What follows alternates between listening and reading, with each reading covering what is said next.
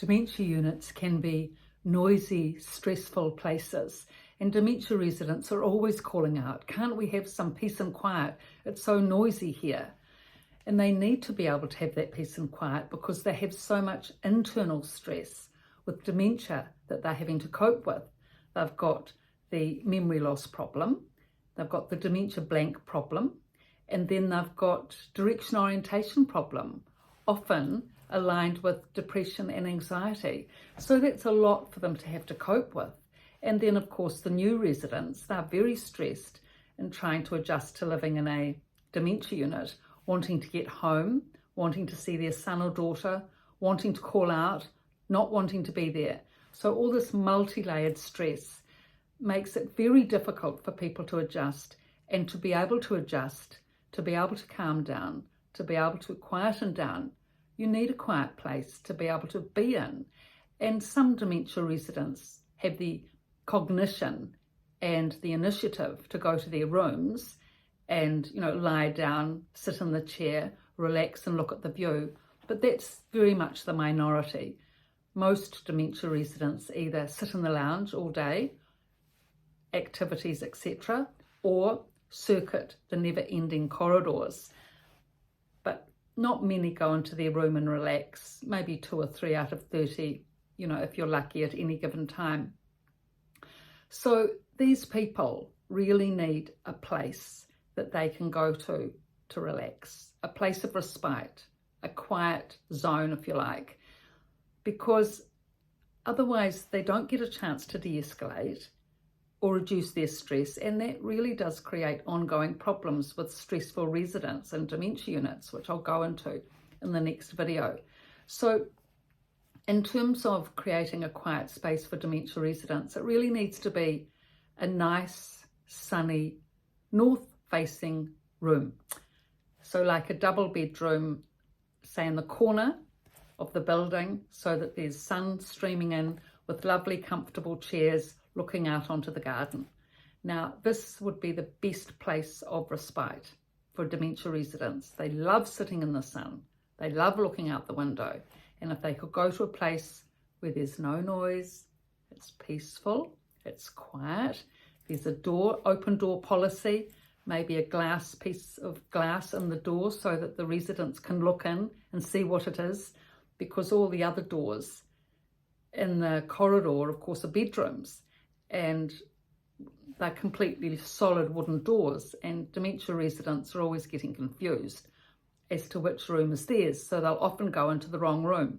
But if the room is identifiable with glass, a part glass door, even a full glass door, so dementia residents can say, oh, well, it's different from the bedrooms, then they'll certainly go in. And if they could have that chance just to be able to sit in a quiet place, because often their own rooms are not quiet places of solace. If they've got the south-facing room, it can often be dark and damp with little view, just facing a bank.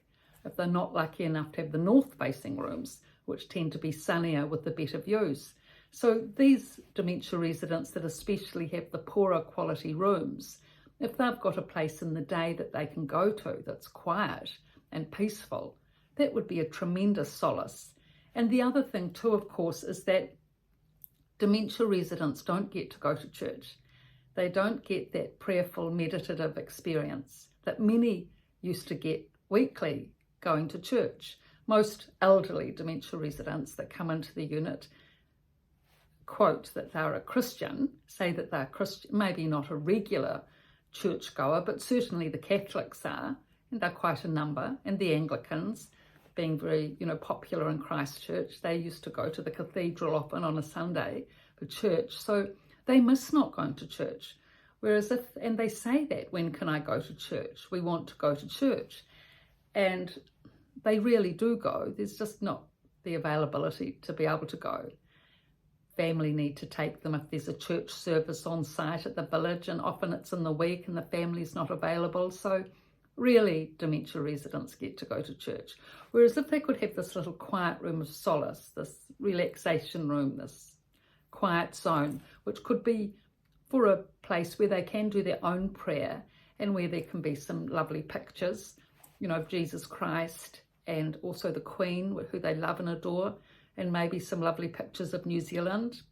Nature is always restoring and relaxing, and that way, whatever belief, faith or understanding a dementia resident has, they all love New Zealand, they all love the Queen, and many love Jesus, so if that, and Mother Mary.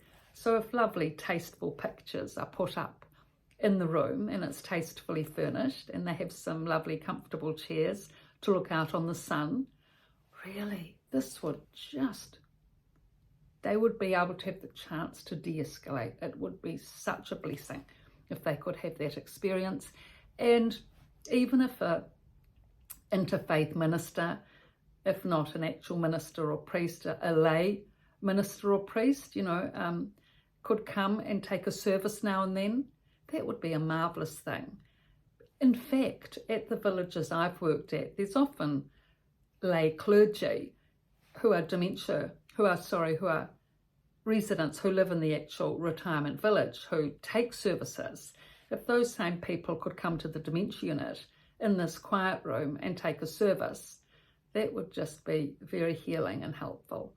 So if these things can be considered for these wonderful dementia residents so that they can have the experience to unwind and relax and rest, and people of all faiths can come, and whether they're religious or not, actually it's the peace and quiet as well.